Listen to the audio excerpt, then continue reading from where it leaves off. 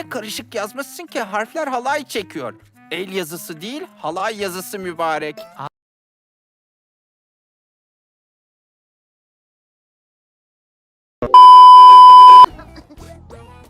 Olamaz. Kim bilir nereye düşecek? Aa!